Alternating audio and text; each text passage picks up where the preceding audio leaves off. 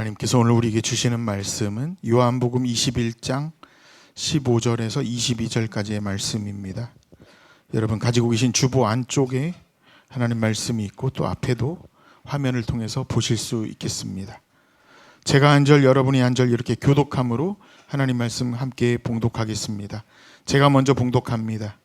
그들이 조반 먹은 후에 예수께서 시몬 베드로에게 이르시되 요한의 아들 시몬아, 내가 이 사람들보다 나를 더 사랑하느냐 하시니 이르되 주님 그러하나이다. 내가 주님을 사랑하는 줄 주님께서 아시나이다. 이르시되 내 어린 양을 먹이라 하시고 또 두 번째 이르시되 요한의 아들 시몬아, 내가 나를 사랑하느냐 하시니 이르되 주님 그러하나이다. 내가 주님을 사랑하는 줄 주님께서 아시나이다. 이르시되 내 양을 치라 하시고 세 번째 이르시되 요한의 아들 시몬아, 내가 나를 사랑하느냐 하시니 주께서 세 번째 내가 나를 사랑하느냐 하심으로 베드로가 근심하여 이르되 주님 모든 것을 아시오매 내가 주님을 사랑하는 줄을 주님께서 아시나이다. 예수께서 이르시되 내 양을 먹이라. 내가 진실로 진실로 내게 이르노니 내가 젊어서는 스스로 띠띠고 원하는 곳으로 다녔거니와 늙어서는 내 팔을 벌리리니 남이 내게 띠띠우고 원하지 아니하는 곳으로 데려가리라. 이 말씀을 하심은 베드로가 어떠한 죽음으로 하나님께 영광을 돌릴 것을 가리키심이러라. 이 말씀을 하시고 베드로에게 이르시되 나를 따르라 하시니 베드로가 돌이켜 예수께서 사랑하시는 그 제자가 따르는 것을 보니 그는 만찬석에서 예수의 품에 의지하여 주님을 파는 자가 누구오니이까 묻던 자더라. 이에 베드로가 그를 보고 예수께 여짜오되 주님 이 사람은 어떻게 되겠사옵나이까? 예수께서 이르시되 내가 올 때까지 그를 머물게 하고자 할지라도 내게 무슨 상관이냐? 너는 나를 따르라 하시더라. 아멘. 할렐루야. 부활절 셋째 주 푸른 나무 교회 오신 여러분을 진심으로 환영하고 축복하며 감사드립니다. 오늘은 같은 삶, 다른 사명이라고 하는 제목으로 하나님 말씀의 은혜를 나누겠습니다. 경제학 용어 중에서 등가 교환이라고 하는 단어가 있습니다. 같은 가치를 가진 두 상품이 서로 교환되는 것을 등가 교환 이렇게 말한다고 합니다. 좀 더 쉽게 말하자면 누군가가 무엇을 얻기 위해서는 그거와 비슷한 가치를 가지고 있는 무언가를 내놓아야 한다는 의미이겠죠. 따라서 우리 인생에서 무언가를 얻기 위해서는 그만큼의 비용이 소요된다 이 말입니다. 공짜는 없죠. 그래서 no pain, no gain. 세상에 공짜는 없다 이런 말을 하는가 봅니다. 이 등가 교환이라고 하는 좀 어려운 단어를 쉽게 설명하는 말이라고 생각을 합니다. 삶의 모든 부분을 완벽하게 등가 교환의 법칙으로 설명할 수는 없겠지만 그러나 우리가 인생을 살면서 최소한 이러한 경제 개념과 철학을 마음에 두고 있다면 자신의 노력이나 희생 하나도 없이 무언가를 얻으려고 하는 그러한 허황된 꿈을 가지고 살지는 않을 것입니다. 사회에도 이런 등가교환의 원리가 분명히 존재하고 있다면 영적인 삶은 어떨까요? 성경에서도 마찬가지로 이런 원리가 존재하다 한다라고 분명히 말씀하셔요. 여러분 잘 아시는 시편 126편 5절 6절 눈물을 흘리며 씨를 뿌리는 자는 기쁨으로 단을 거두리로다. 이런 말씀 아시잖아요. 울며 씨를 뿌리러 나가는 자는 반드시 기쁨으로 단을 그 곡식을 가지고 돌아오리라. 이 말이 무슨 말씀입니까? 눈물을 흘리고 고통당하고 무언가 대가를 지불하면 반드시 그것이 돌아올 날이 있다라고 성경도 그렇게 말씀하셔요. 경제학 용어인 등가교환의 법칙이 성경에도 있구나라는 생각이 들지 않습니까? 물론 우리는 내가 무언가 특별히 하지 않았는데도 하나님께서 거저 주시는 은혜라는 것도 있어요. 은혜, 카리스, 거저 주시는 하나님의 선물, 단어가 그러니까요. 그런데 사실 하나님의 거저 주시는 은혜는 우리가 예수를 그리스도로 믿고 고백함으로 주어지는 축복이고, 그 다음에 이 땅을 살면서 사는 축복들은 다 조건적 축복들이에요. 조건적 축복을 가장 잘 설명한 구절이 잠언 3장 1절부터 10절인데, 거기 보면 물질의 축복, 재능의 축복, 이 땅에서 명예의 축복, 건강의 축복 다 나오거든요. 그런데 그것들을 받으려면 반드시 그리하여야 받는다라는 조건들이 붙어 있어요. 또한 주님 앞에서 우리가 은혜를 받기 위해서도 우리의 무릎의 관절을 꺾고 마음을 하나님께 온전히 드림으로 하나님 앞에 은혜를 받을 수 있는 것이지, 그저 대충대충 살아서 하나님의 큰 은혜를 받기란 어려워요. 어떠한 상황에서도 예배하겠다는 영적인 의지, 하나님의 교회에 대한 사랑과 희생과 봉사와 헌신이 있을 때 비로소 하나님 주시는 큰 은혜가 있다라고 우리가 그동안 경험해 왔다면, 신앙생활에도, 영적 생활에도 분명히 이런 등가 교환의 법칙이 있구나라는 것을 우리는 잘 알게 됩니다. 오늘 저는 그런 시각에서 오늘 본문 말씀을 접근해 보고자 합니다. 3가지로 묵상을 했는데요. 첫째로는 우리의 수준에 맞추어 요청하시는 예수님입니다. 부활하신 예수님을 제자들은 만났어요. 근데 제자들은 별 생각이 없는 것 같아요. 그래서 어쩌란 말이야? 우리 어떻게 살지? 그래서 제자들은 고기나 잡으러 갔습니다. 전직 어부 출신들이니까요. 그래도 할 게 물고기 잡을 것밖에 없었던 모양이에요. 새벽녘이 되었습니다. 예수님이 해변가에서 부릅니다. 얘들아, 뭐 좀 잡았니? 아니요, nothing sir. 아무것도 못 잡았어요. 그래? 배 오른편에 그물을 던져봐. 예수님인지도 모르고 배 오른편에 그물을 던졌는데 뭘 잡았어요? 여러분 잘 아시는 숫자 153, 153마리의 익투스를 잡았어요. 상품성 있는, 돈이 되는, 한마디로 대박 난 거죠. 얼떨결에 물고기는 잡았지만 예수님인 줄 알고 그들은 해변에서 나와 봤더니, 해변가에 왔더니 예수님이 식탁을 차려 놓으셨어요. 자기들이 잡은 고기가 아닌 예수님은 이미 배고픈 제자들에게 먹이려고 작정하셨어요. 떡도 구우시고 그리고 생선도 올려 놓으셨습니다. 막 동터오르는 태양 아래 이제 그 해변가에서 어설픈, 정말 어색한 식사를 합니다. 아무 말도 못했죠. 너무 놀랍기도 하고 부끄럽기도 하고 창피하기도 하고, 밤새 그물질 하느라고 배도 고팠고, 예수님은 떡을 굽고 계시고 고기도 가져다가 구워주셨어요. 그리고 제자들에게 서빙도 하십니다. 자리를 마련하신 분이 호스트가 예수님이시니까요. 저는 캐나다에 한 20년 가까이 살았잖아요. 바베큐 파티를 정말 많이 합니다. 손님 오시면 무조건 바베큐 파티예요. 뭐 특별히 반찬 차릴 게 없거든요. 집에 있는 그릴, 가스에다 되게 이제 연결해 놓거든요. 가스 그릴이니까 불 피기도 쉬워요. 그냥 딸깍딸깍한 불 켜지고 조금 달궈가지고 뚜껑 열어서 지난번에 먹었던 고기 찌꺼기들 불로 다 태우고 쇠솔로 한번 긁어내고 고기 얹으면 끝이에요.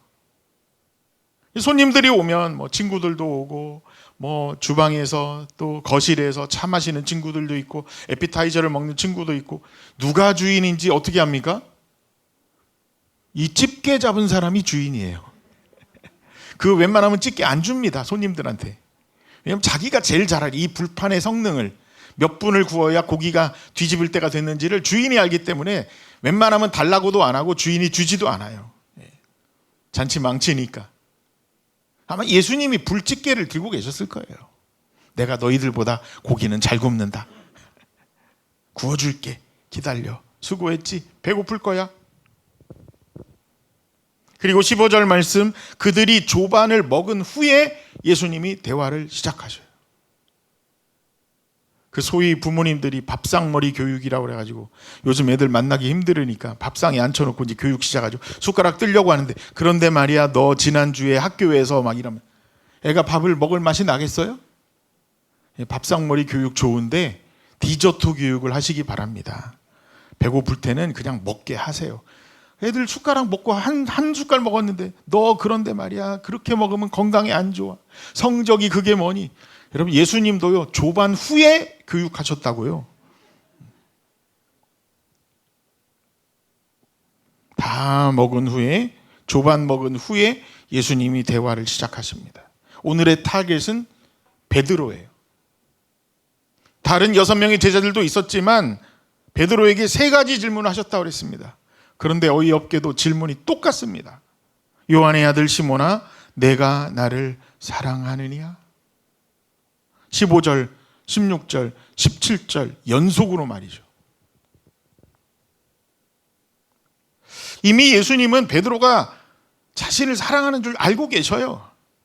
그런데 왜 이렇게 똑같이 질문을 3번 하실까요? 좀 성경 읽다 보면 좀 그렇죠? 이거 뭐 3번씩이나.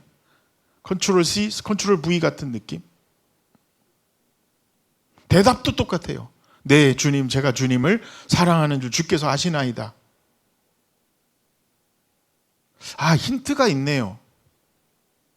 그 며칠 전에 예수님이 잡히셨을 때 다굴기 전 베드로가 몇 번?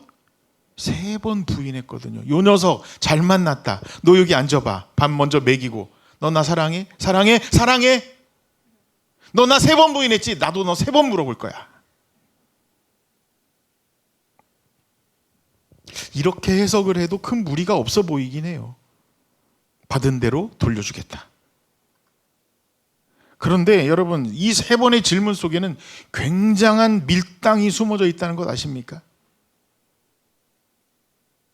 아가페라는 단어, 그리고 사랑이라는 단어를 우리 잘 아는데, 그 외에도 성경 헬라어에는 사랑이라는 단어를 4단어로 표현해요. 첫 번째 단어는 에로스입니다. 에로스, 에로틱하다. 잘 들어본 말이죠. 남녀 간의 사랑입니다. 필레오, 필라델피아, 이게 다 친구라는 뜻이에요. 친구 간의 우정의 사랑. 스토르게, 이거는 가족 간의 사랑입니다. 그리고 4번째가 하나님의 사랑이에요. 아가페. 자, 이 4단어를 이제 띄워놔 보세요. 화면에. 자, 제가 질문하려고요. 요한복음 3장 16절 말씀, 하나님이 세상을 이처럼, 자, 빨리 대답해 보세요. 아니, 사랑인데 뭘로 대답하실 거냐고. 다시요. 하나님이 세상을 이처럼 아가페하사. 자, 우리 푸른나무 교회 성도들은 헬라어도 안 배우시고 이렇게 잘 맞추신다고요. 자, 이제 더 어려운 질문으로 갑니다. 자, 예수님이 첫 번째 질문하십니다. 베드로에게. 베드로야, 내가 나를 뭐 하느냐? 에로스 하느냐? 그건 아니겠죠. 막장 드라마 쓰는 것도 아니고. 자, 아가페로 질문하셔요. 베드로야, 내가 나를 아가페로 사랑하느냐? 자, 여러분이 베드로가 되셔보세요. 대답을 어떻게 하시겠어요? 한국 성경에는 그냥 네, 제가 주님을 사랑하는 줄 압니다 했는데, 베드로가 4가지의 단어 중에서 무엇으로 대답했겠어요? 네, 주님, 제가 주님을 아가페, 에로스는 분명 아닐 테고 필레오라고 대답해요. 내가 주님을 필레오로밖에 전 못해요. 주님은 아가페로 질문하셨는데, 죄송하지만 제가 주님을 아가페로 사랑 못하겠어요. 제 수준 아시잖아요. 저는 주님을 필레오로 정도밖에 사랑 못합니다. 첫 번째 질문이 끝납니다. 질문을 받은, 대답을 들으신 예수님이 이 녀석 말이라도 아가페로 해주지. 말이라도. 그렇죠? 그런 좀 아쉬움과 섭섭함이 남으셔서 2번째 다시 질문합니다. 베드로야, 그러지 말고 내가 나를 아가페 하느냐? 그쵸, 눈치 되게 빠르시다. 한 번 더 아가페 하느냐? 그랬더니 베드로가 주님 아시잖아요. 제가 주님을 필레오로밖에 사랑 못하는 거 주님 아시잖아요. 예수님이 여기서 멈추실 분이 아니에요. 끝까지 가보자 이거예요. 자, 세 번째 질문하십니다. 지금 한국 성경하고 이 원어를 보니까 확 달라지죠, 느낌이, 장면이. 세 번째 한 번 더 질문하세요. 베드로야, 그러지 마. 정말 나 속상해. 다시 한번 묻는다. 베드로야, 내가 나를 이번에 그러실 줄 알았는데 예수님이 단어를 확 바꿔버려요. 뭘로 바꾸셨을까요?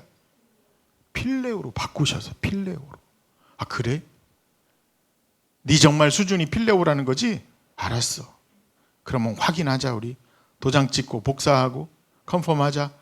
베드로야, 세 번째 질문한다. 그럼 네가 나를 필레오로는 정말 사랑할 수 있겠니? 그랬더니 베드로가 근심하는 거예요. 왜 근심했다고 그랬을까요? 너무 죄송한 거예요. 끝까지 아가페로 대답할 자신은 없고, 그런 나를 향해서 예수님이 필레오로 단어를 확 낮춰주시는 게 너무 죄송하고 스스로 한심하고 부끄러워서 세 번째 베드로가 대답합니다. 네, 주님, 제가 주님을 필레오로만큼 정도라면 열심히 사랑하겠습니다.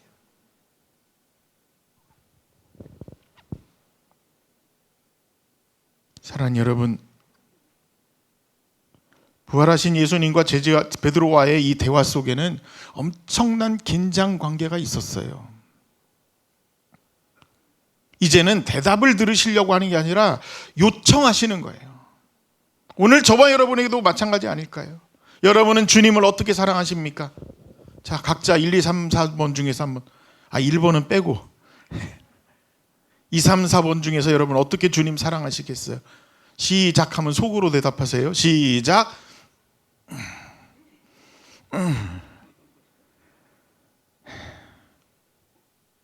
그게 여러분의 수준이에요. 근데 더 놀라운 사실은 예수님께서 그 우리들의 수준을 맞춰주시겠다는 거예요. 좀 부족하고 연약해도, 좀 내가 아직은 주님을 완벽하게 아가페로 사랑하지 못해도 나의 수준에 맞춰서, 그래, 알았어, 그 사랑 내가 받으마, 그렇게라도 우리 열심히 끝까지 가보자. 사랑하는 푸른나무 성도님들, 오늘 우리의 여러분의 마음속의 고백으로 하나님 앞에 우리의 사랑을 올려드리게 되시기를 주님의 이름으로 축복합니다. 두 번째로, 예수님의 요청과 사랑은 여기서 끝나지 않습니다. 각자에게 다른 사명을 주셔요. 오늘 이 이야기 장면은 아까도 말씀드렸다시피 예수님과 베드로와의 독대의 자리가 아닙니다. 옆에는 6명의 제자들이 있었어요. 이미 듣고 있었습니다. 그런데 예수님은 이 세 가지의 질문 하신 후에, 들으신 후에 대답하셔요. 말씀하셔요. 내가 진실로, 18절 말씀이죠. 내가 진실로 진실로 내게 이르노니 내가 젊어서는 스스로 띠띠고 원하는 곳으로 다녔거니와 늙어서는 내 팔을 벌리리니 남이 내게 띠띠우고 원하지 않는 곳으로 데려가리라. 팔을 벌린다? 무슨 느낌이에요? 십자가가 생각이 나네. 네가 원하지 않는 곳으로 가게 되리라? 야, 이거 무슨 강제성이 있어 보이는 거야. 내 마음대로 인생 못 산다, 이런 말씀을 하셔요. 눈치 빠른 베드로가 이해했습니다. 고난이 시작되겠구나. 그래, 나야 뭐 수제자이니까 마땅히 해야지. 예수님 3번도 부인했는데 이제부터 열심히 살아야지. 필레오 사랑은 하기로 했으니까. 그런데 좀 약간 억울했던 모양이에요. 얘는요, 이렇게 옆에 있는, 저는 뭐 십자가 지고 간다고 치자고요. 얘는요, 그 얘가 누구냐면 요한이에요. 요한. 오늘 요한복음을 쓴 요한. 그때 예수님이 뭐라고 대답하셨어요? 네가 무슨 상관이니? 너는 너의 길을 가고 얘는 얘의 길을 가는 거야. 이 말씀을 하셨어요. 사실 인생이 다 그렇죠. 내가 가는 길보다 자꾸 옆 사람의 길을 쳐다봐요. 쟤는 왜 이렇게 인생이 살살 풀리고 돈도 많고 얼굴도 이쁘고 키도 크고 잘생기고 뭐든지 잘 되는 것 같고 나는 하는 것마다 안 되고 이렇게 이럴까? 여러분 그렇게 생각이 듭니까? 그럼 그 사람에게 가서 물어보면 뭐라 그래요? 나도 힘들어. 보여지는 것뿐이지. 우리 자꾸 내 인생보다도 남의 인생에 관심이 많은데 예수님이 뭐라고 말씀하시면 너는 너대로의 사명이 있고 쟤는 제대로의 사명이 있고 또 저기 있는 애 각자의 사명대로 사는 거라고. 정말 베드로는 주님을 위해서 너무나 고생했어요. 여러분 잘 아시는 대로 베드로가 어떻게 죽었다고 알려집니까? 십자가에 못 박혀서 그것도 거꾸로. 내가 어떻게 주님처럼 같은 형상으로 못 박히냐? 나를 거꾸로 박아달라. 거꾸로 십자가에 못 박혀서. 그럼 그 옆에 있던 애는 어떻게 됐을까요? 요한복음을 썼어요. 예, 요한은 또 책을 또 3권 썼습니다. 요한 1서, 2서, 3서. 마지막 한 권 더 썼습니다. 요한계시록. 요한은 베드로에 비하면 좀 편안한 삶을 살았어요. 예수님의 어머니를 모시고 살았어요. 연로하신 어머니를 모시고 마리아를 모시고 끝까지 어머니 아들 예수님을 대신해서 효도하며 삽니다. 그리고 글을 썼어요. 베드로는요 현장에 나가서 복음 전하다가 십자가에 거꾸로 못 박혀 죽고. 사명이 이렇게 다른 거예요. 앞에 나가서 다 순교하면 누가 성경 씁니까? 후방에서 다 성경만 쓰겠다 그러면 누가 전도를 해요? 그 사명이 이렇게 다른 거죠. 대신 베드로는 그의 헌신과 충성과 노력과 피 흘림의 대가만큼 얼마나 하나님께 세워주십니까? 물론 살아있을 때는 자기 영광을 보지 못했지만 여러분 로마에 가면 빼놓을 수 없는 관광지가 어디예요? 바티칸이잖아요. 누구의 무덤? 베드로의 무덤이에요. 지구상에 있는 무덤 중에서 가장 화려하고 가장 영광을 받는 그 바티칸 베드로의 무덤이 왜 생겨났을까요? 가장 고통스럽게 고난을 당하며 예수와 복음과 십자가를 위해서 살았기 때문에 받은 만큼 하나님께서 세워주신다 이거예요. 사명은 다를 뿐 우리는 하나님 앞에서 같은 삶을 살고 있는 것입니다. 베드로는 교회의 시작을 기초를 두었다면 요한은 지상교회의 마지막 종말을 다루는 요한계시록을 적은 것처럼 남 비교하고 살 필요가 없어요. 그냥 우리는 하나님의 포이에마입니다. 따라합시다. 나는 하나님의 포이에마다. 포이에마가 무슨 뜻이에요? 걸작품이에요. 상품이 아니라 저와 여러분은 작품인 줄 믿습니다. 같을 수가 없어요. 같으면 비정상이지. 어떻게 작품이 같아요? 작품은 같을 수가 없어요. 달라요. 뭐가 달라도 달라요. 다르기 때문에 우리는 작품인 거지. 같으면 공장에서 찍어낸 상품이게요. 사명이 다르기 때문에 얼마나 감사한지요. 우리 담임 목사님하고 저하고 많이 다르죠. 얼마나 감사한지, 그죠? 달라서. 다르기 때문에 감사한 거예요. 옆 사람 한번 보세요. 참 다르게 생겼죠. 다르기 때문에 감사해요. 눈도 다르고 코도 다르고 입도 다르고 말하는 것도 다르고 생각하는 것도 다르고 다르니까 사는 거예요, 우리가. 오늘 그 다름이 저와 여러분의 기쁨이 되길 바라고, 이 다름들이 모여있는 모자이크와 같은 교회이지만 이것이 한꺼번에 같이 있을 때 찬란한 색을 비춰낼 수 있는 우리 푸른 나무 교회가 되어가고 있는 줄 믿습니다. 마지막으로 인생의 걸림돌을 두려워하지 말아야 합니다. 독일의 수도 베를린을 비롯하여 독일의 전국 방방곡곡에 슈톨퍼 슈타인이라는 것이 약 7만 5천 개 있어요. 슈톨퍼 슈타인. 슈톨펄은 슈톨프렌이라고 하는 독일어의 동사의 넘어지다라는 뜻이고요. 슈타인은 돌이에요. 돌. 합치면은 넘어지는 돌. 어떻게 생겼는지 한번 보실래요? 저렇게 생겼어요. 저게 사람들이 걸어다니는 보도인데 보도에 살짝 튀어나와 있대요. 아니 제정신 아니에요? 이거 뭐예요? 튀어나온 돌도 평평하게 해야 되는데 일부러 돌을 튀어나오게 만들었다는 거예요. 왜요? 걸려 넘어지라고. 저게 그래서 슈톨포슈타인, 걸림돌이에요. 이름도. 도대체 왜 그랬을까요? 7만 5천 개나 만들어놨어요.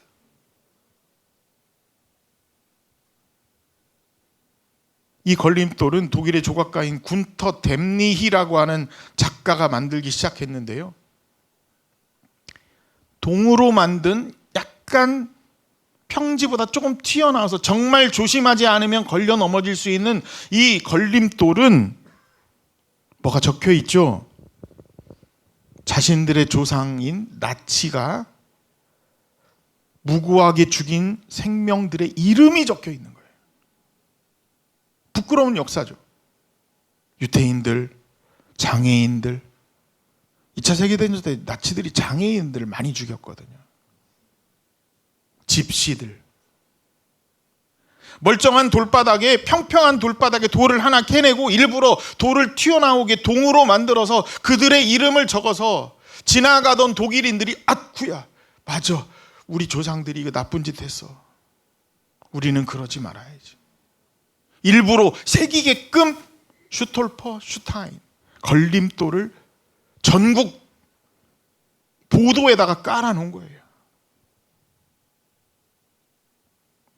정말 멋진 역사의식 아닙니까?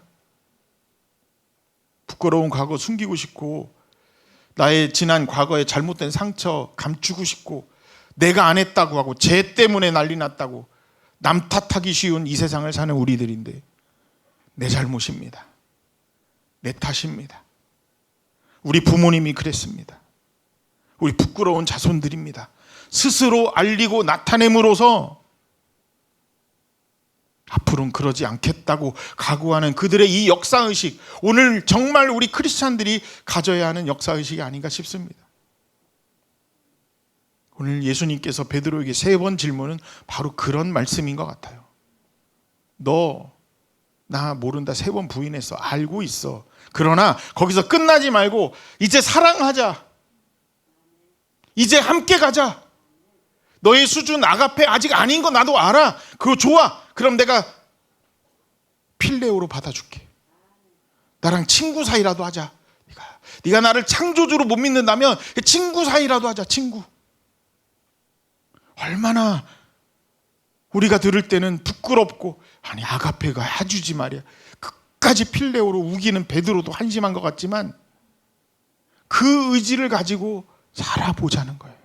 그러다 보면 우리 신앙이 점점 성화되어져 가고 하나님의 기쁨으로 나아가게 되지 않을까요? 실수 한 번 안 하고 완벽한 인간이 어디 있겠습니까? 더 중요한 것은 더 이상 그 실수 반복하지 아니하고 정말 그 실수를 교훈 삼아 앞으로 멋진 인생을 산다면 하나님이 기뻐하실 것 같아요. 달리고 있는 인생, 하나님은 우리를 멈추게 하실 때도 있어요. 멈춰! 스톱! 제가 일본에서 또 10년 살다 왔잖아요. 그 자동차 신호등이 없는 사거리에 뭐가 써 있어요. 딱 삼각형이 빨간 글씨, 바닥에도 글. 일본 가보신 분 아시죠? 뭐라고 써 있습니까? 혹시 일본어 아시는 분? 멈춤이 뭐예요, 일본어로? 도마레! 반말이에요, 완전히. 일본도 존경어가 분명히 있는 나라인데 완전 반말입니다. 명령어. 도마레! 멈춰! 자동차 타고 가다가 살짝 기분이 나쁠 때가 있어요. 아, 이게 어디다 대고 반말이야, 이게. 한국은 멈춰! 이렇게 써 있습니까? 멈춤. 굉장히 한국은 하여간 명사형으로 바꿔서 멈춤, 그런 식으로 일본어 때문에 도마루 이렇게 해야 되는데 일본어는 여지없어요. 도마레! 멈춰! 일단 멈춰. 무조건 3초. 하나, 둘, 셋. 안 그러면 바로 경찰이 따라옵니다.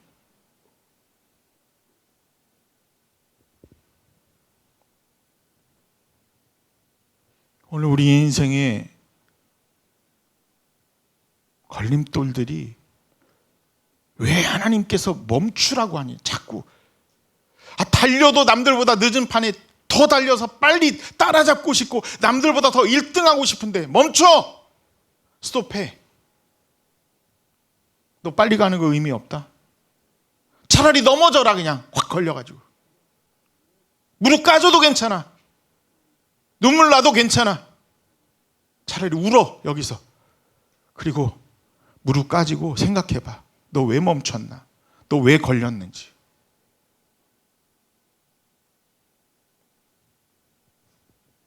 오늘 베드로에게 그 말씀 하시는 것 같아서